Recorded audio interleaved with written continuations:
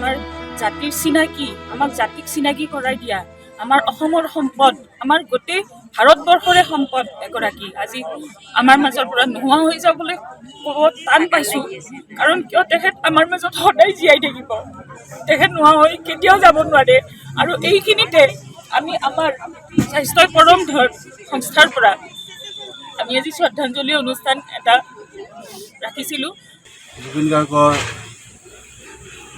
প্ৰতিটো গীত, তেখেতৰ খুহুতীয়া কথাবিলাক আমি সদায় অন্তৰত মনত ৰাখিম। আমি তেখেতৰ দৰে এখন বিশাল অন্তৰৰ মানুহ হ'বলৈ আমি প্ৰত্যেকেই চেষ্টা কৰিম। ধনী দুখীয়া উচ্চ নীচ জাতি ভেদ ধৰ্ম নিৰ্বিশেষে সকলো মানুহে তেখেতক মৰম কৰিছিল।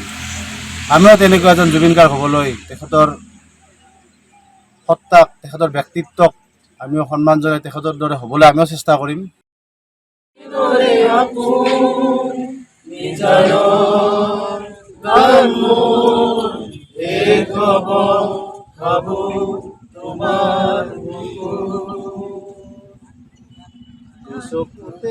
তোমাৰ চালে সপোনাকে কাতৰি সপোন আহে